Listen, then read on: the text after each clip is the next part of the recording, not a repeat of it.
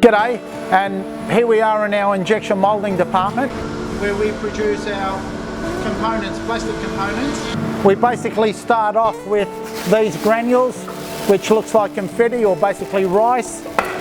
They're then sucked up into our hopper, taken down into the injections chamber, which is heated up around 240 to 300 degrees depending on material.